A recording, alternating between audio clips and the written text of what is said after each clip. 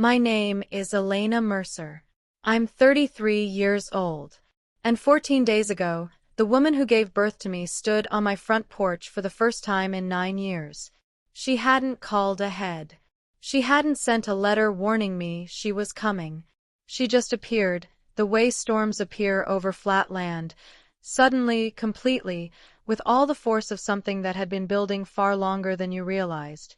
She wore a cream-colored blouse and sensible slacks. Her silver hair was pinned back the same way she'd worn it to church every Sunday morning of my entire childhood. And in her right hand, she held a folded piece of paper. Not a birthday card. Not a letter that began with the word sorry. A spreadsheet. 5-line items. Blue ink. Dollar amounts beside each one. Grand total, $925,000. She didn't ask about the children. She didn't say she'd missed me. She looked me in the eye and said, "I think it's time we talked about what's fair for this family." What she didn't know, what she couldn't have anticipated, was that I'd been keeping records for 9 years. 29 items. Every one of them labeled, dated, organized behind color-coded tabs inside a navy blue 3-ring binder that lived in the bottom drawer of my desk, underneath old insurance files and tax returns. She came to my door with a list of what she wanted from me. I already had a list of everything she'd done. Before I take you back to the beginning, I want to say something to anyone watching this who has ever been made to feel like your worth was conditional, like the people who were supposed to love you unconditionally suddenly found their way back to you right around the time your bank account changed. This story is for you.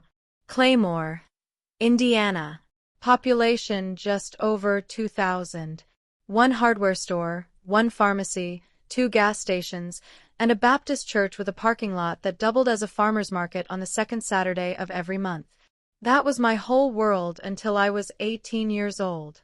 My father, Raymond, had worked at the county water treatment facility for 27 years. Same route to work, same thermos, same quiet exhale when he sat in his recliner at the end of the day. He wasn't a complicated man. He was a steady one. Or at least I believed that for a long time. My mother, Carol, was the invisible engine behind everything in our household and most things at our church. She ran the hospitality committee, managed the annual charity auction, and had strong opinions about every casserole that was brought to every potluck for 2 decades. She had a gift for organizing people and an even stronger gift for deciding, very quietly, who belonged where. My younger sister, Brittany, was everything that small town wanted a girl to be.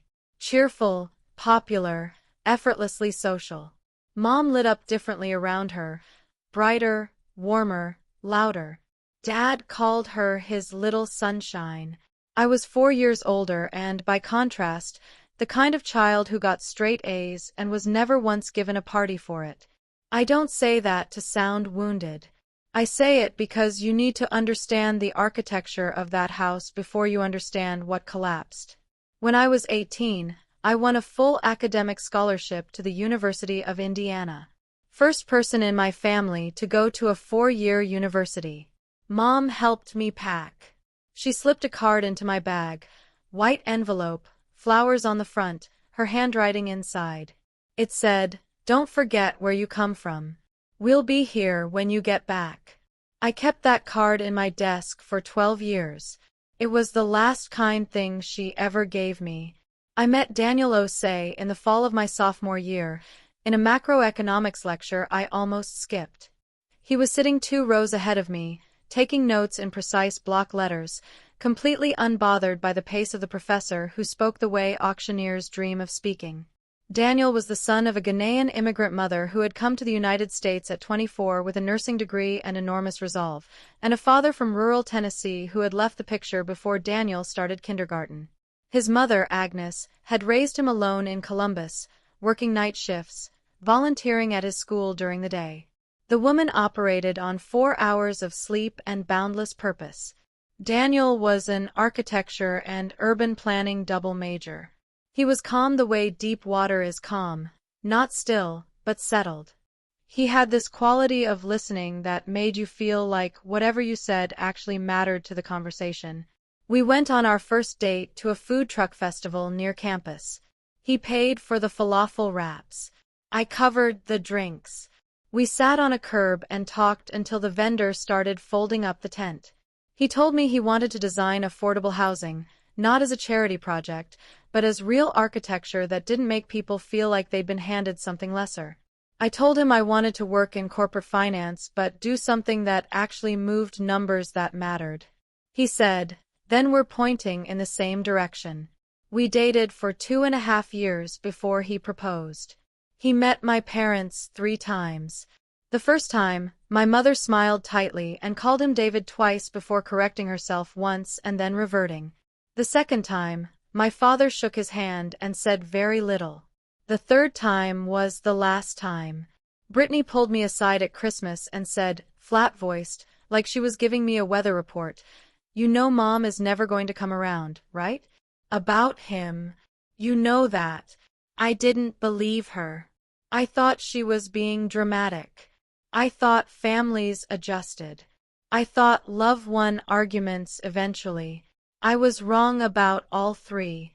Daniel proposed on a rainy Sunday afternoon at our kitchen table in the apartment we'd moved into that spring. No theatrical staging, no audience. He reached across the table and held both my hands and said he wanted to spend his life figuring things out next to me. Was I willing to do the same? I said yes before he finished the question. I called my parents that evening. Mom picked up. When I told her, she was silent for what I counted as 8 full seconds. Then, "Elena, have you really thought about what this means for this family?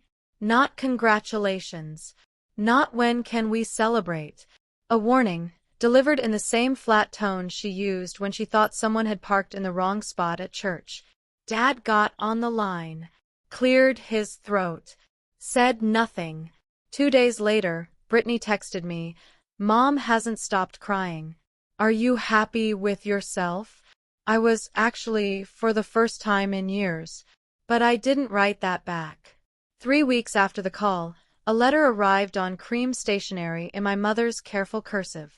4 paragraphs. She had thought about it, prayed about it, spoken with Pastor Greer about it. The final paragraph read, "If you go through with this marriage, you are choosing a stranger over your own blood. We cannot bless this union.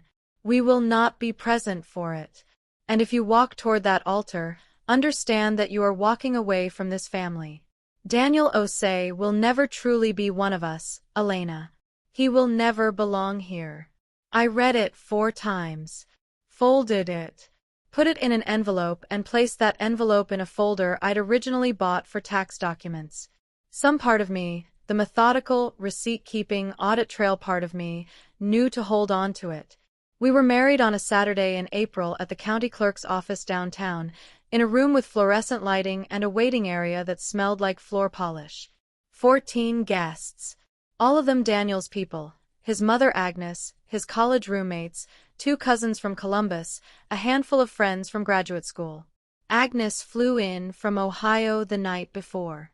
She brought a garment bag, a container of jollof rice and fried plantains, and a hand-stitched silk scarf she wrapped around my shoulders and said was her grandmother's. She held my face in both hands and told me she was proud to call me her daughter. No one from Claymore was there. My dress was cream-colored, bought second-hand for $80. It fit perfectly. Daniel wore a charcoal suit he'd bought on clearance, and his best friend gave a toast so funny that Agnes laughed until she had to hold the table. We had dinner at a Jamaican restaurant down the street where we pushed tables together and played music too loud and stayed until they had to ask us to leave. That night, I sat on the edge of our bed and looked at the grocery store flowers Daniel had bought. Carnations, $8, and my hands were trembling. Not from doubt. From something quieter and more complicated. Grief, I think. The deep specific grief of having done something right and beautiful and true, while the people who should have stood beside you decided you weren't worth showing up for. The following week, I mailed a card to Claymore. Inside, our wedding photo, both of us on the courthouse steps, squinting into the April sun, smiling the way people smile when they can't help it. On the back of the photo I wrote, "We did it. We're happy." I hope you'll be happy for us when you're ready. The envelope came back 11 days later. Red stamp across the front. Return to sender. I held it at the kitchen table for a long time. Then I opened the tax folder, placed it inside, and wrote in red pen on the label, Item 1. Wedding photo returned. April 2017. That was the beginning of the binder. The first year was the kind of quiet that loud things leave behind. I called my parents 4 times. Voicemail every time. I left messages, careful, gentle ones, where every word was chosen like it might be audited later. Hi, Mom. Just wanted to check in. Daniel got a great position at a firm downtown. I passed my licensing exam. We're doing really well. I miss you. Call me when you're ready. She never called back. Birthday card in September, returned. Christmas card in December, returned. Card for their anniversary, returned. Each one added to the folder with the same red pen, the same format. Item, date mailed, date returned. Dad sent one text in February. For words, your mother needs time. Nothing followed. No second message, no phone call. Just 4 words sitting in my inbox like a pin stuck in a map with no destination attached. Brittany posted a family photo that spring. Mom, Dad, Brittany, and Brittany's boyfriend at the time. Sunday dinner with my people, the caption read. I stared at it long enough that I started feeling the edges of it. I printed the screenshot. Not as punishment for myself.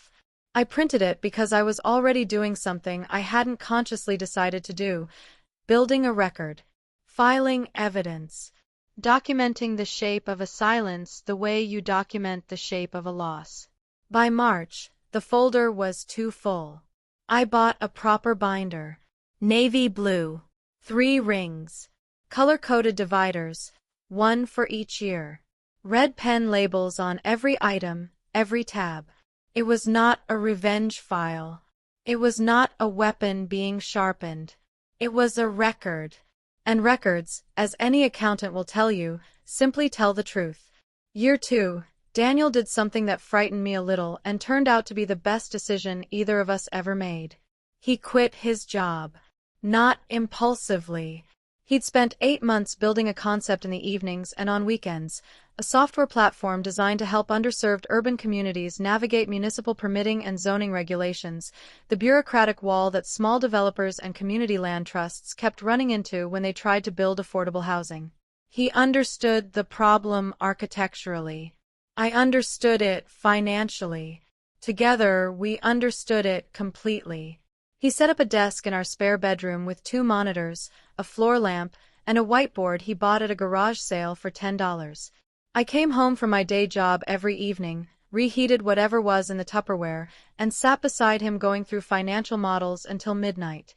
I built the pricing structure and the partnership agreements. He built the platform. Civic Build launched with 6 pilot clients, a website that crashed on its first day, and a demo video Daniel recorded on his phone at our kitchen table. That year, the binder grew heavier, too. I moved it out of the tax folder and upgraded to a proper system. Year 2 tab. 4 items. A voicemail transcript, a call log marked unanswered, the Sunday dinner screenshot, and the text from Dad, printed and dated. I wasn't building toward anything. I was just keeping the record true. The twins were born on a Thursday in October. A boy, Marcus. Daniel named him and I agreed before he finished saying it, and a girl, Simone. 5 pounds 14 ounces each. Simone arrived loud and declarative. Marcus took one look at the world and went to sleep. Daniel held one in each arm by the hospital window at 2 in the morning, and I watched him cry for the first time in the 4 years I'd known him. He said quietly, like a promise he was making to the room, "They are going to know every single day that they are loved." Agnes flew in the morning after they were born. She stayed 3 weeks.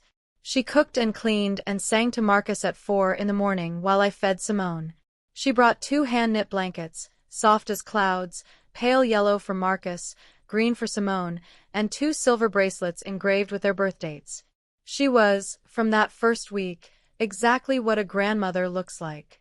I had sent ultrasound photos to Claymore 5 months earlier. Returned. I sent birth announcements, one for each twin. Returned. I sent photos. Marcus sleeping on Daniel's chest, Simone gripping my finger with her whole fist, eyes barely open, already looking like she had something to say. Returned. 3 more items added. Items 13, 14, 15. Then a mutual friend from high school forwarded me a screenshot without comment, a text from Brittany to someone else in our graduating class. Her kids won't ever know what it's like to have real grandparents on her side. That's what she chose. I sat in the nursery with that message on my screen for a long time. Simone was asleep in the crib. Marcus was in my arms, warm, heavy, completely trusting.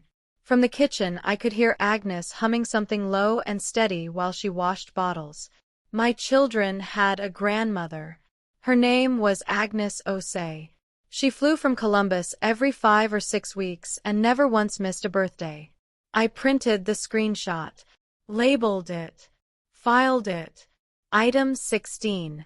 By year 4, the binder held 19 items, and I want to be precise about what that binder was and wasn't.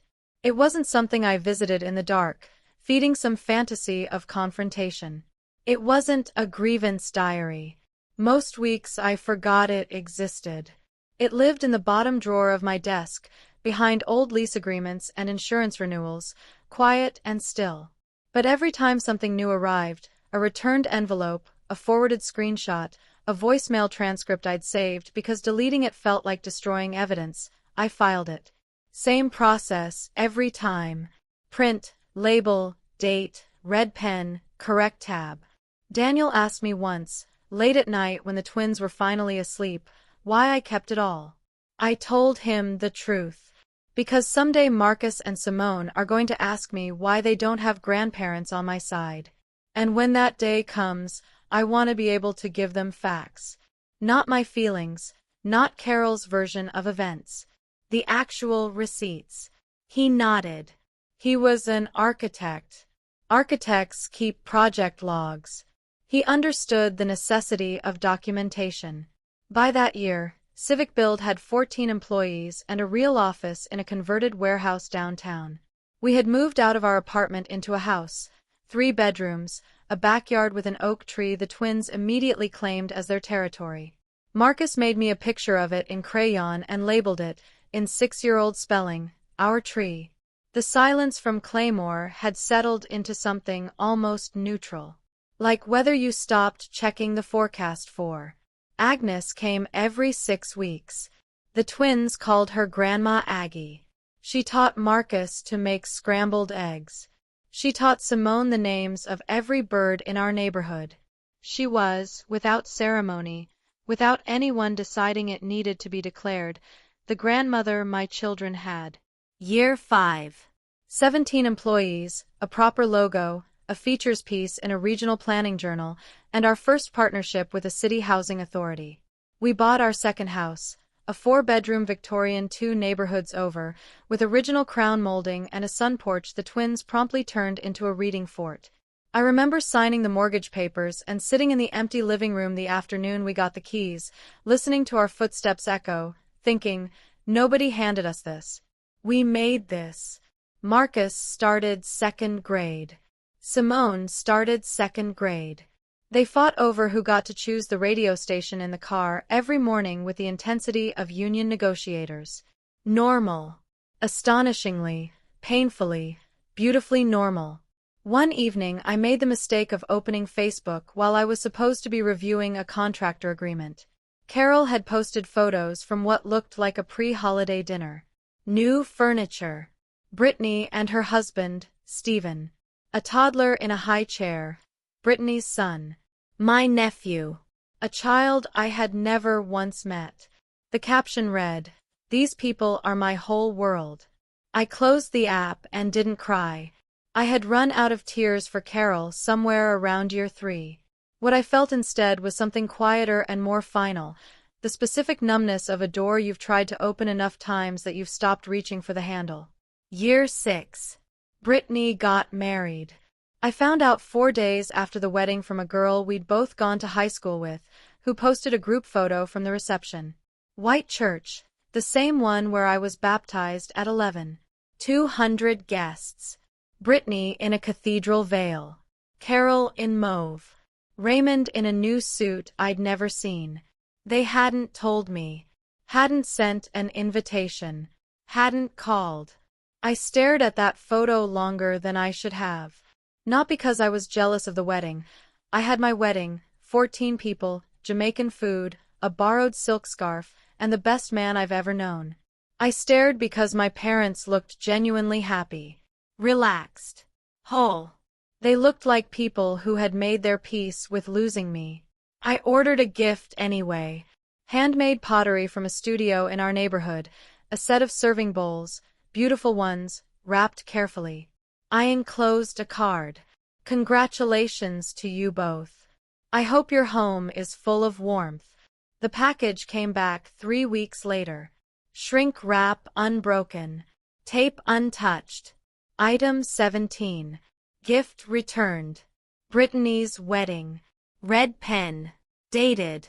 I put the binder back in the drawer, sat at my desk, and listened to Daniel reading to the twins in the next room, doing 3 different character voices badly and making them shriek with laughter. That was my family. Right there, through one wall. And it was more than enough. Year 7 changed the math in ways none of us could have anticipated. Civic Build closed a Series B funding round, $11 million from a venture capital firm in Denver. I remember the moment. Daniel was in the kitchen making Sunday breakfast. His phone rang. He listened, said 2 words, hung up, turned to look at me across the counter. They said yes. I did the math while the eggs finished cooking. Post-money valuation, $62 million. Daniel and I held combined equity of 23%. We weren't wealthy, not yet, but the numbers were pointing somewhere I'd only ever mapped in projection models.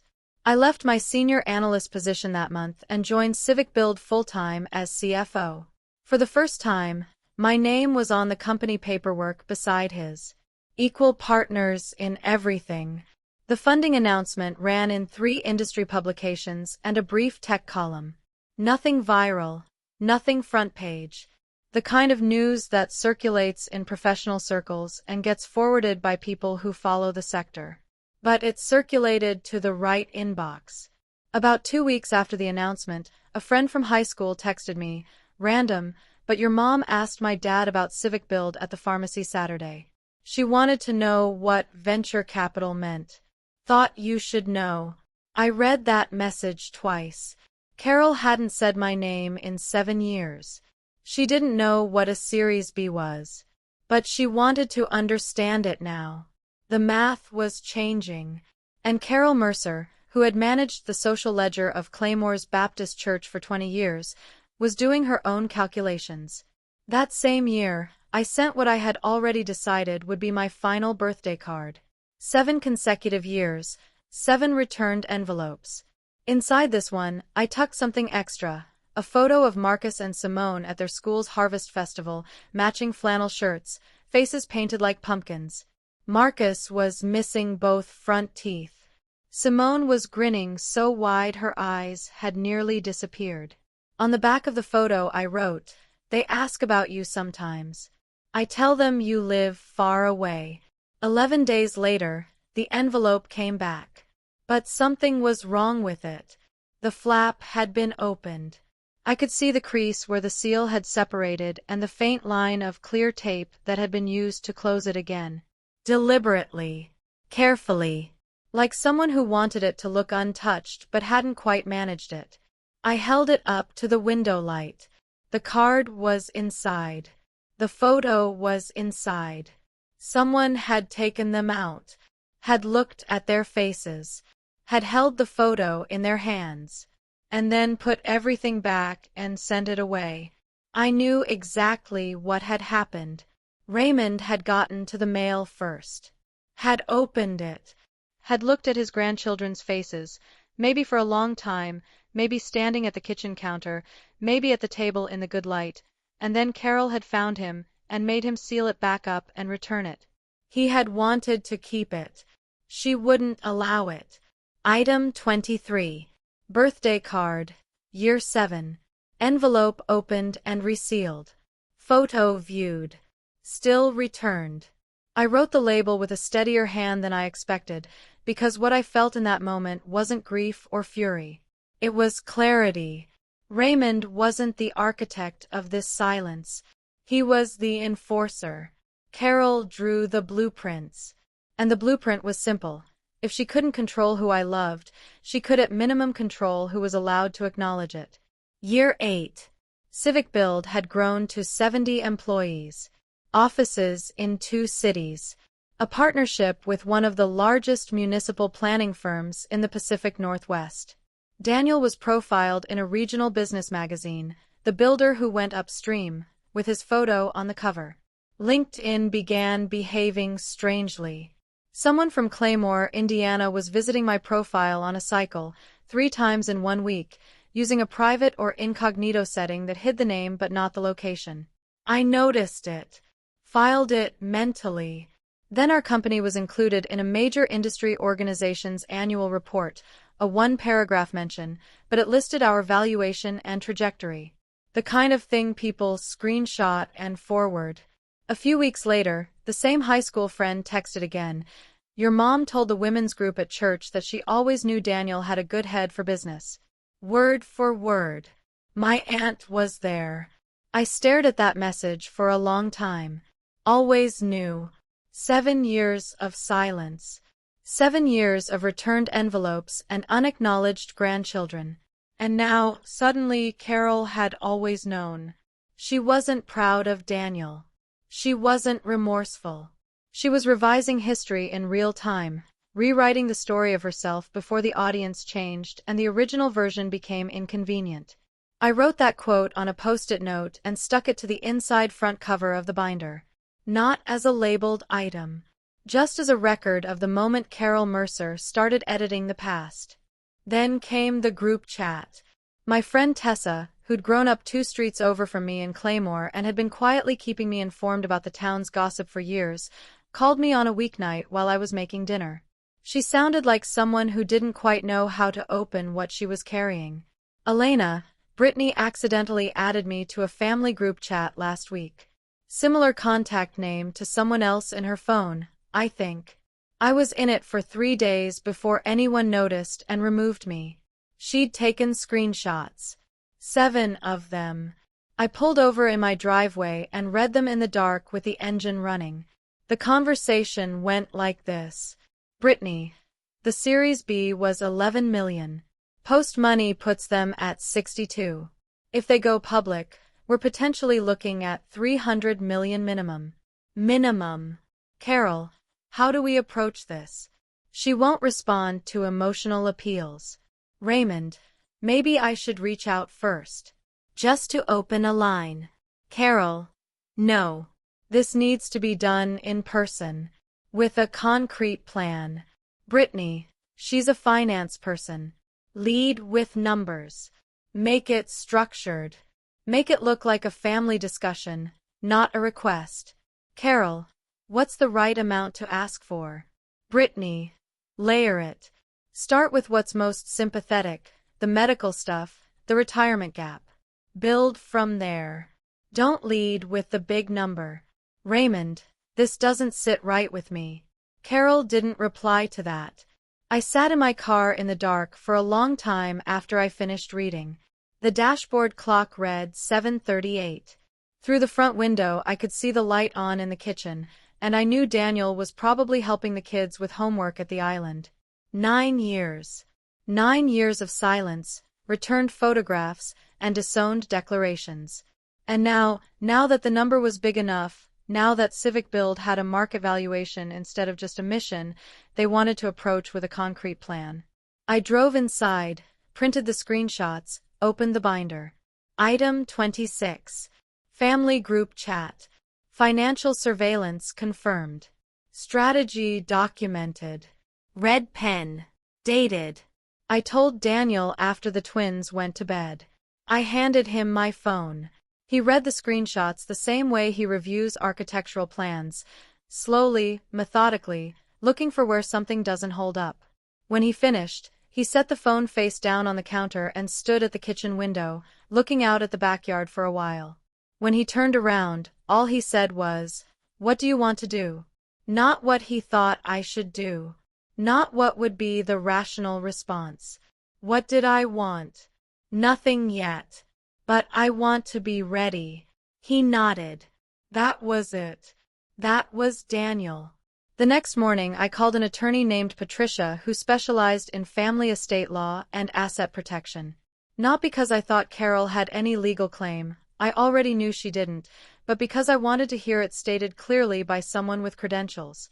Patricia confirmed it in 15 minutes. No legal standing. No inheritance claim. No grandparent visitation rights in our state without an established prior relationship. 9 years of documented estrangement made any petition laughable in any jurisdiction. I thanked her. I went to work. But that week I also drafted a letter I didn't send, just wrote it longhand at the kitchen table at midnight, pulling items from the binder one by one, listing them in order, seeing what the full shape of it looked like when it was laid out in one place. 26 items. 9 years. All of it documented, all of it dated. I folded the letter and put it away. I didn't need the letter. I had the binder itself. Year 9 began with a word, IPO. Investment bankers flew in from New York and San Francisco. We held 3 rounds of meetings in our conference room downtown, the one with the long window and the whiteboard Daniel had brought from our garage office 7 years earlier because he was superstitious about changing what worked. They reviewed everything. Our financials, our customer retention data, our expansion projections, our intellectual property protections. Daniel presented the product vision. I presented the numbers. Every slide deck, every risk disclosure, every regulatory filing that left our office had my name on it. The due diligence process took 7 months. 7 months of legal review, investor presentations, and the particular kind of exhaustion that comes from doing something important and enormous while also making school lunches and pretending you are fully present at the dinner table. Marcus asked Daniel one night why he kept talking to his laptop at dinner. Simone drew a picture of me at my desk that she presented at breakfast, with a thought bubble that read, "Just one more number." In August, our attorney finalized the trust structures for Marcus and Simone. Irrevocable. Fully funded. Protected from every possible angle, including family members who might one day appear with a structured proposal. I signed the trust documents on a Tuesday afternoon and asked my attorney one question. If a family member attempts to access these funds, what happens? She looked at me over her reading glasses. Nothing. Because that's what this document means. 2 months before the IPO, Brittany texted me. First contact in 9 years. It arrived at 2:22 on a Wednesday afternoon. Hey stranger. Been thinking about you. How are the twins? 6 words that assumed continuity where there was none. As if we'd just been out of touch for a season, not nearly a decade. I waited a week before responding. In that time, she sent a follow-up. Going to be in Portland for a conference next month. Would love to grab coffee if you're open to it. Daniel said, your call. It always is. I agreed to meet. Neutral ground, a cafe in a busy neighborhood, mid-morning, somewhere I could leave without explanation. She was 12 minutes late. She hugged me too long and said you look incredible 4 times in the first 10 minutes. Then the questions started. How many square feet was the house? Did the twins go to private school? What neighborhood? Was Daniel still day-to-day operational or had he stepped back? How many employees now, roughly? What was the current funding picture? I counted 31 questions. Not one of them was I'm sorry. I also noticed, 20 minutes in, that her phone was angled toward the window that faced the parking lot. She was photographing my car, a charcoal gray SUV Daniel had given me for my birthday. She was filing a report. I watched her do it and didn't say a word. I answered her questions pleasantly and vaguely, the way you answer a stranger on an airplane. When we hugged goodbye, she held on again too long, the way people do when they're trying to leave a good impression rather than express genuine warmth. I drove home, opened the binder. Item 28. Meeting with Brittany. 31 questions documented. Vehicle photographed. No acknowledgment of estrangement. No apology made. Red pen. Dated. Then I called Patricia. They're coming, I told her. My mother, probably within weeks of the IPO. She'll arrive with specific demands. Patricia was quiet for a moment. You have documentation. I have a binder. 28 items. 9 years. Then you don't need me for this part, Elena. The legal protection is already in place. What you're describing now is a personal confrontation. And the only preparation you need for that is knowing exactly what you want to say. She was right. I sat at my desk that night and looked at the binder for a long time without opening it. I already knew every item by heart. I had organized it and reorganized it and added to it and carried it in the back of my mind for nearly a decade. The question was never whether I had the evidence. The question was whether I was ready to put it on the table. Civic Build went public on a Tuesday in November. Daniel and I stood on the floor of the exchange in New York, him in a charcoal gray suit, me in a dark blue blazer, and watched the stock open at $19 a share. By noon it was at 21. By close, 23 and change.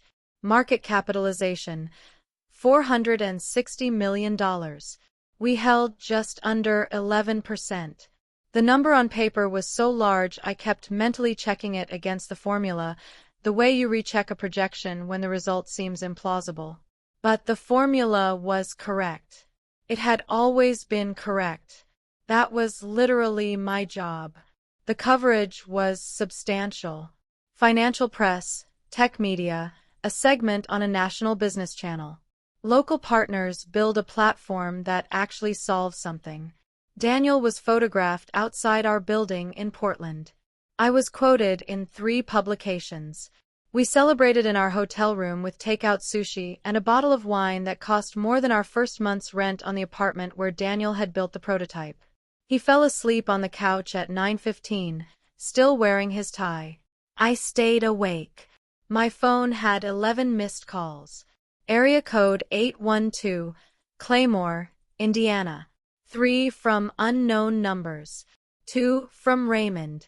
1 from Carol. The rest from Brittany.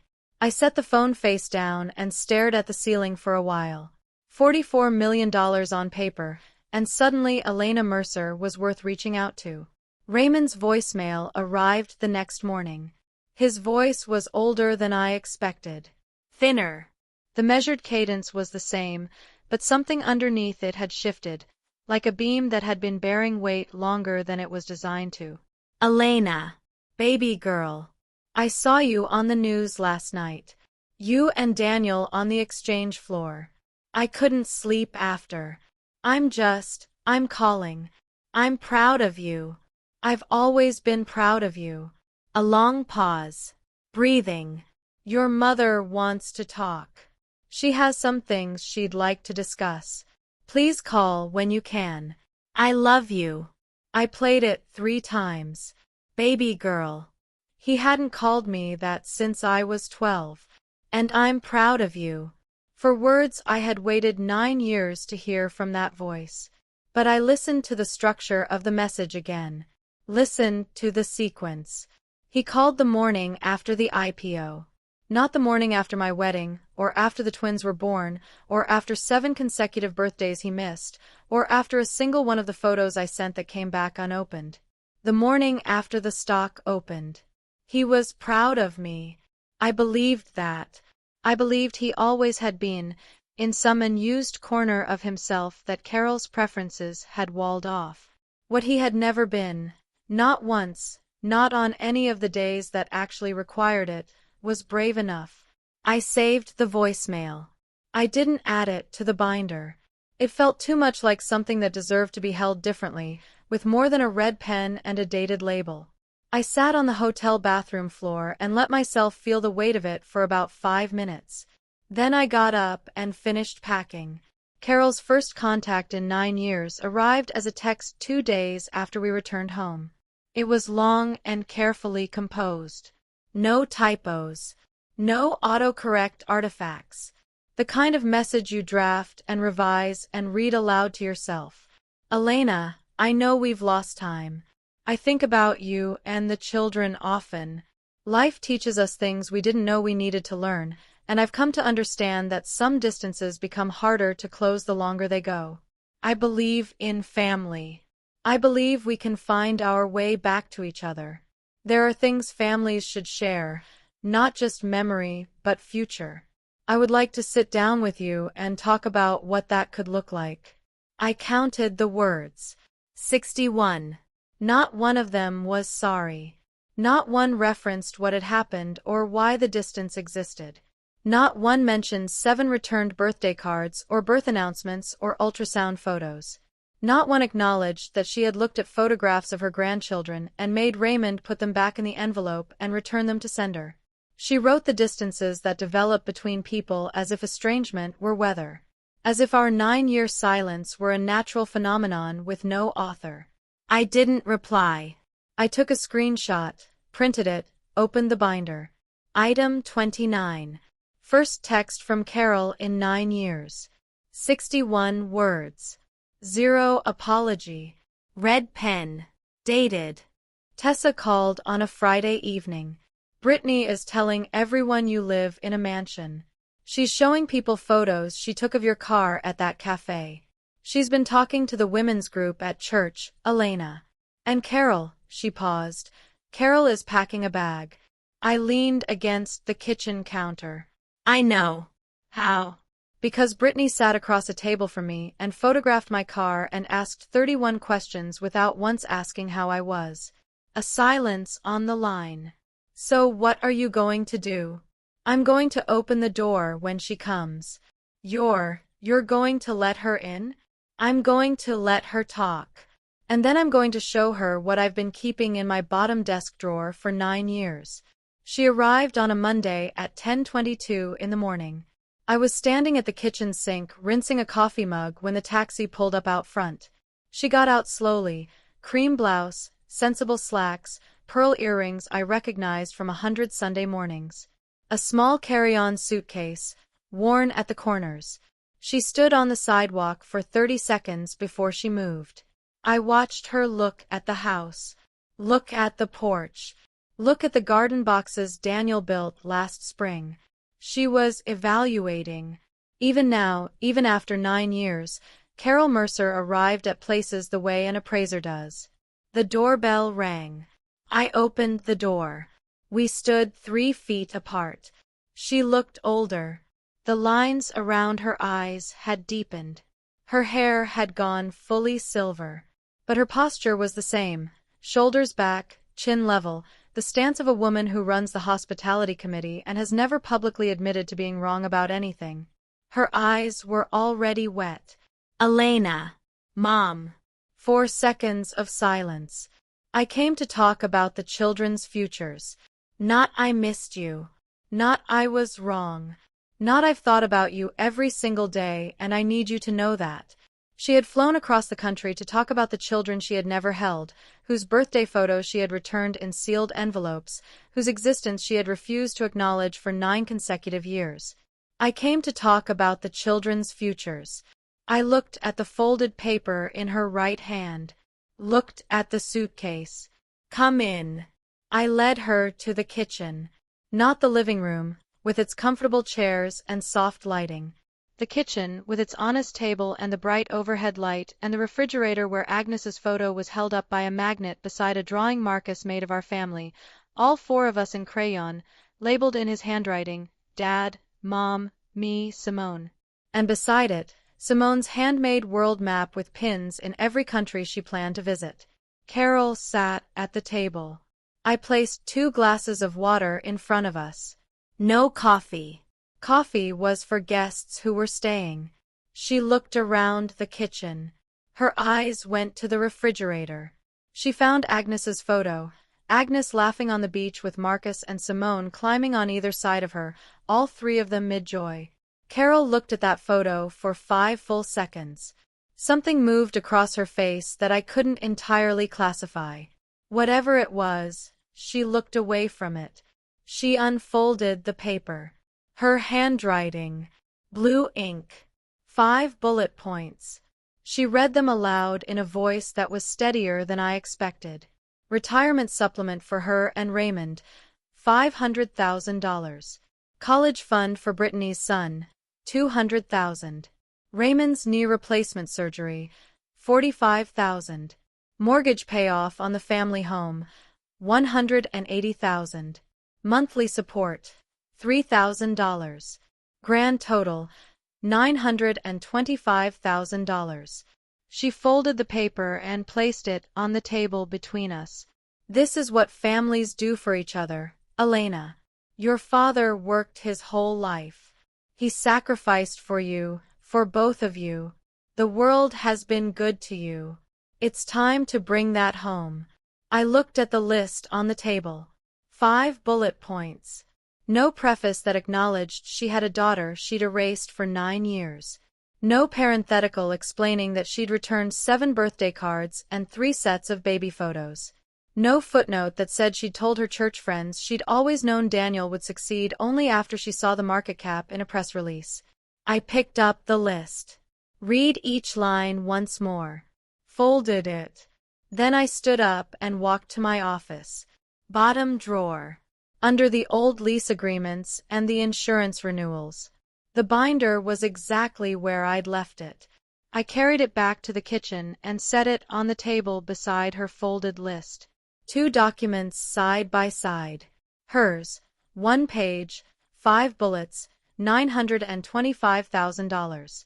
Mine, navy blue, 3 ring, 29 items, 9 years. Carol looked at it. What is that? You brought a list. I sat down. I brought one too. She stared at the binder, at the red pen labels visible through the clear front cover, at the thickness of it, nearly 3 inches of tabbed documentation. I don't understand. You will. I opened to tab 1. Year 1. And I began to read. Not loudly. Not with tears. Not performing anything. I read the way I present to a board of directors. Measured, factual, organized, clear. Item by item. 9 years of documentation. Every returned envelope. Every unanswered call. Every forwarded screenshot. Every piece of evidence that Carol Mercer had systematically and deliberately removed her firstborn daughter from the family, not because Elena had done anything wrong, but because Elena had loved someone Carol refused to accept. I pulled the first item from the sleeve. A white envelope. Red stamp across the front. Return to sender. Still sealed. Item 1. Wedding photo. Mailed April 2017. Returned 11 days later. I set it on the table. A second envelope. Same stamp. Item 2. Birthday card. Mailed September 2017. Returned 10 days later. A third. Item 3. Christmas card. Mailed December 2017. Returned December 21st. I laid them out in a row across the table between us. One by one. Slowly. The way you lay out findings in an audit. No commentary, no explanation, just documentation arranged in chronological order. Carol's mouth opened. Closed. She stared at the row of white envelopes with their red stamps, each one a door she had slammed. These are the birthday cards I sent you every year for 9 years. Every one came back. Elena, I'm not finished. I moved to tab 2. Year 2. The voicemail transcript, printed, stapled to a dated log. The call record marked unanswered. The Sunday dinner screenshot. Item 4. Voicemail left January 8, 2018. Duration 52 seconds. No response received. I placed the printout on the table. Item 5. Text from Raymond. February 14, 2018. 4 words. Your mother needs time. I set it beside the others. It has been 9 years, Mom. How much more time did you need? The tears came. I had expected them. Carol's cry was one I knew from childhood, the controlled, dignified grief of a woman who wanted sympathy without vulnerability. The cry that ended arguments at church fundraisers. The cry that redirected blame. I was hurt, Elena. You chose him over this family. You chose to leave. I didn't leave. You told me not to come back. I was upset. People say things. I turned to tab 4. Pulled out a single printed page. Item 16. Text from Brittany, forwarded through mutual contact. March 9, 2021. I read it aloud. Her kids won't ever know what it's like to have real grandparents on her side. That's what she chose. Carol flinched. Brittany was. Those are her exact words. I turned to the last section. 7 pages of screenshots. Item 26. Family Group Chat. October 2025. I read Brittany's message. Lead with numbers. Make it look like a family discussion, not a request. Then Carol's. She has more money than this entire town. She can help us. The theatrical tears stopped. Carol's expression shifted into something harder beneath, the same look she got when she was caught and refused to grant it. You had no right to read private conversations. I met her eyes. Level. You had no right to return photos of your grandchildren. The kitchen went silent. I reached into tab 5. Year 7. The envelope that was different from all the others. Same white paper, same red stamp, but the flap creased and resealed with a thin strip of clear tape. I held it up. Item 23. Birthday card. Year 7. Inside this card was a photograph of Marcus and Simone at their school fall festival. On the back I wrote, "They ask about you sometimes. I tell them you live far away." I placed it carefully on the table. This card was opened. Someone took out the photo, looked at their faces, then sealed it back up and sent it away. Who opened it, Mom? Silence. Dad opened it. He wanted to keep it, and you made him send it back. Carol's hands flattened against the table.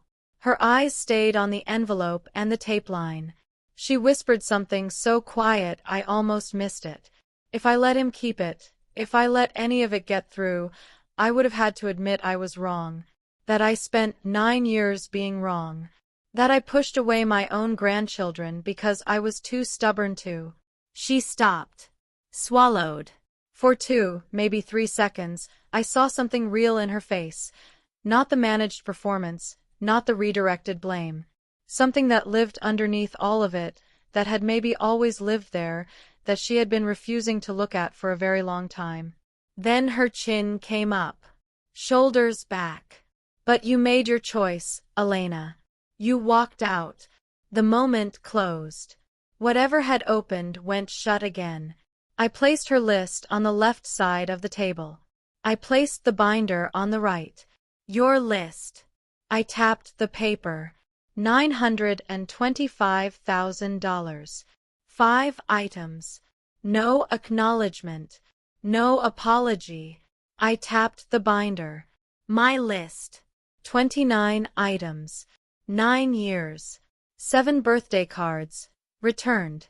3 sets of birth announcements. Returned. Photos of your grandchildren. Returned. And a group chat in which you and Brittany planned how to extract money from me in a way that would look like family. I didn't. You told Brittany to make it look like family investment, not a request. I tapped the screenshot. That's documented. Carol stood up. The chair scraped against the tile.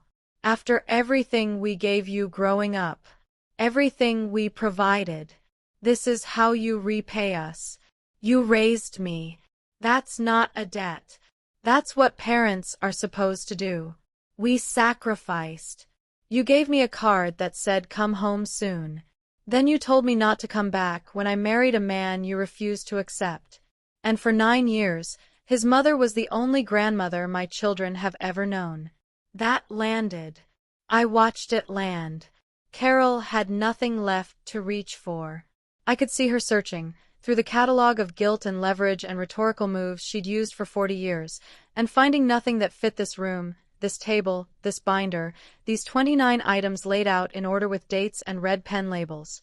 The garage door rumbled. Daniel came through the laundry room into the kitchen, laptop bag over one shoulder, keys in hand. He saw Carol. He saw the binder. He saw me. He didn't say anything. He set his bag on the counter, walked to where I was sitting, put his hand on my shoulder, sat down beside me. That was it. No dramatic entrance, no speech, no confrontation. Just Daniel Osei, in a flannel shirt and worn sneakers, sitting next to his wife because she needed him there, communicating everything without opening his mouth. Carol looked at his hand, at my shoulder, at the space between us, the completely ordinary, completely unperformative ease of two people who have been choosing each other for 11 years.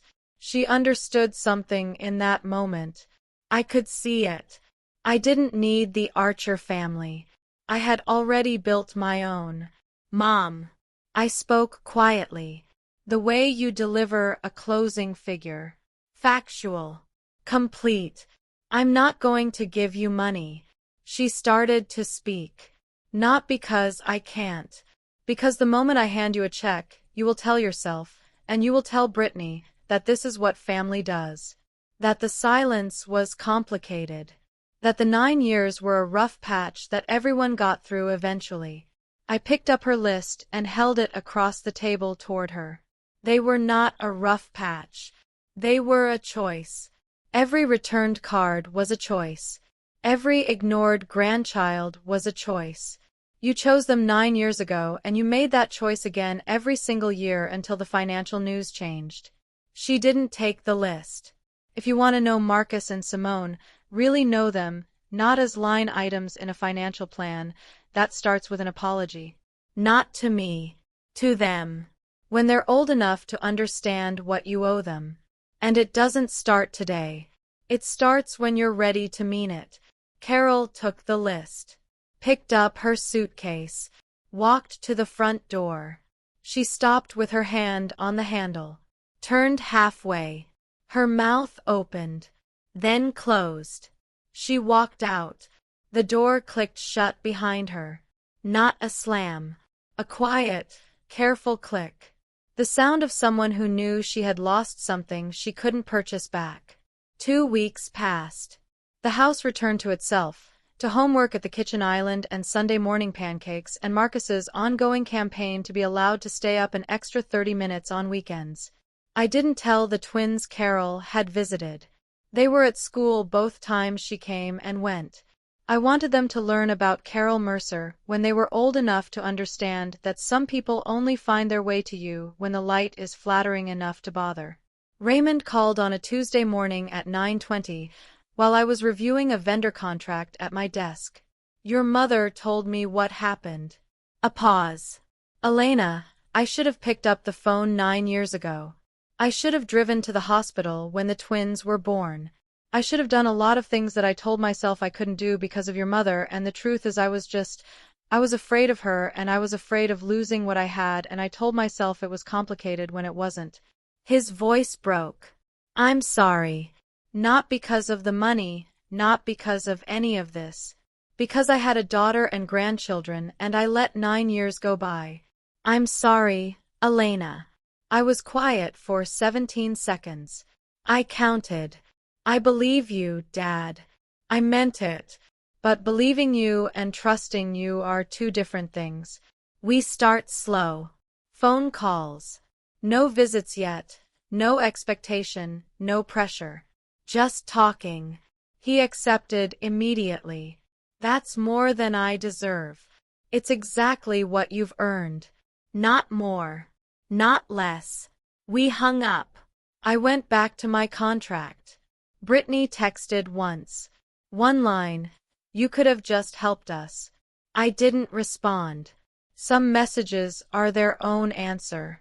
Carol went silent again. Her silence. This time I hadn't created it, and I wasn't responsible for ending it. The binder sat in the bottom drawer. 29 items. 9 years. I didn't open it to add a 30th. I hoped I never had to. Here is what 9 years of documentation taught me, the one thing I would tell you if I could only say one thing. Family is not the people who share your last name. Family is not the people who appear in your doorway when your net worth finally reaches a number they find interesting. Family is the people who showed up when the apartment was small and the garage was cold and the prototype kept crashing and there were 2 newborns and not enough sleep and nobody was covering you in a magazine yet. Family is the woman who flew in from Columbus with hand-knit blankets and crocheted until midnight and taught your son to make eggs and taught your daughter the name of every bird at the feeder. Who never once made her love conditional on anything. That's what family looks like. That's what it has always looked like. And it was never, not for a single day of those 9 years, about the money. It was about who showed up when showing up cost something. That's my story. 29 items, 9 years, 1 navy binder, and a family that was exactly enough.